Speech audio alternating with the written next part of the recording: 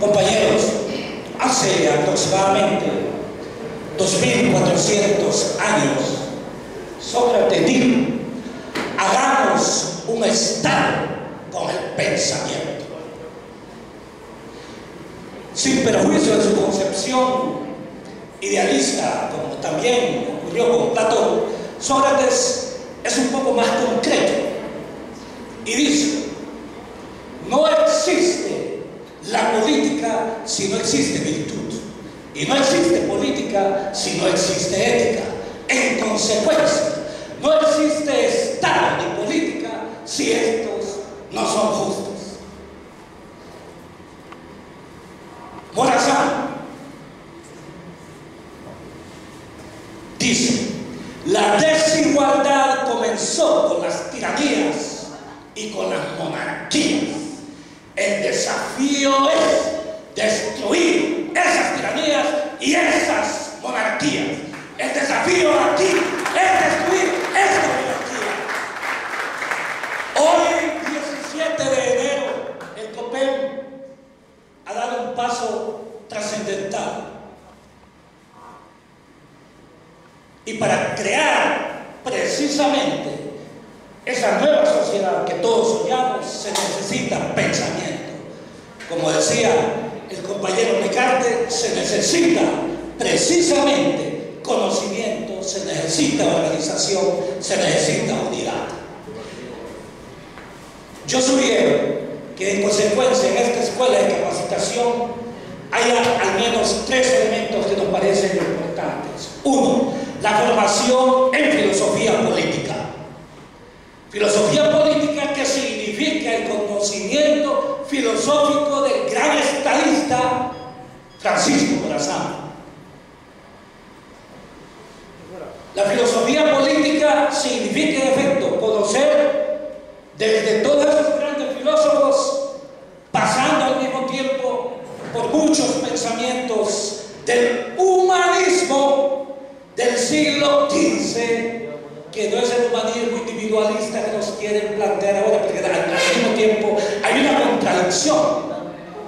El humanismo es precisamente la etapa en la cual prima el ser colectivo por sobre el ser individual, y aquí nos pretenden plantear un ser individual que prima por sobre el ser colectivo. Es simple y sencillamente una contradicción. Hasta llegar a un segundo tema, que es precisamente la enseñanza de Morazán, José Cecilio del Valle, Ramón Rosa, Froilán Turcios, Juan Ramón Molina, Alfonso Guillén Zelaya, Luis Andrés Zúñiga. Si nosotros logramos profundizar enormemente en el pensamiento de ellos, otra Honduras tendríamos. Y el tercer elemento de formación tiene que ver con el elemento geopolítico. No podemos entender, como lamentablemente yo escuché también en las primeras horas del golpe de Estado, concebir que este era un golpe de Estado dirigido exclusivamente por la burguesía y por la oligarquía local. Este fue un golpe de Estado geopolítico, bajo aquel famoso concepto de la doctrina del dominó, mediante el cual cae la primera pieza y cae el resto. Es un concepto completamente falso. Ni nos funcionó en Vietnam, ni le va a funcionar en América Latina, como en este momento ha demostrado el pueblo hondureño, que con la caída precisamente del gobierno de Honduras no ha caído el pueblo hondureño, ni ha caído Nicaragua, ni ha caído Venezuela, ni ha caído Bolivia, ni ha caído el Ecuador y otros países. Esto es importante que lo entendamos, porque como muy bien dijo Juan, esta es una lucha de clases. Y como lucha de clases debemos entender que el enemigo también lucha por sus intereses excluyentes. Tienen el poder. Aquí se mencionó el poder ideológico de las iglesias, el poder ideológico de la dominación de los medios de comunicación.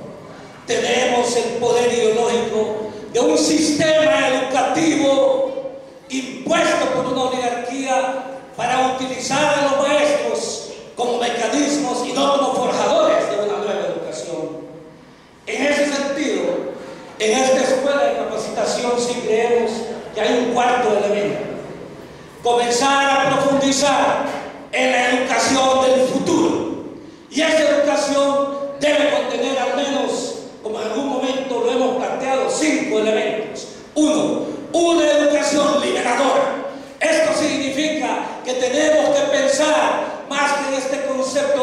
tipo de democracia que tenemos, en donde sí, dicen que el gobierno es del pueblo, por el pueblo y para el pueblo, pero un gobierno es igual. Lo que debemos luchar es por una isodemocracia, o sea, una isocracia, que significa que todos somos iguales, ¿me explico? Independientemente de las circunstancias. El segundo elemento que nos parece importante poder incluir en este nuevo sistema educativo es una educación verdaderamente científica. Y la educación científica significa precisamente que tenemos que saber pensar, tenemos que saber al mismo tiempo que la educación y el conocimiento son la única fuente de poder permanente. La tercera condición es la cuestión del método.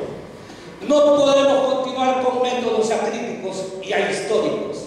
El método tiene que ser un método dialéctico, método histórico-crítico, método al mismo tiempo científico, pero un método que sirva precisamente para crear las condiciones para que el mismo pueblo hondureño plantee cuál es el tipo de hondureño que queremos transformar. La cuarta condición que nos parece también importante en ese sistema educativo es que entendamos que Honduras no se va a poder desarrollar si al menos no la integramos en el concierto precisamente de América Latina y el Caribe.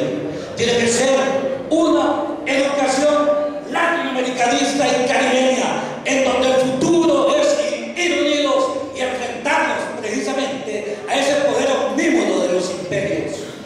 Y la quinta condición, sin duda alguna, tiene que ser una educación antioligarca, una educación antirracista, una educación antiimperialista, sin duda alguna, para que sea una verdadera educación patriota.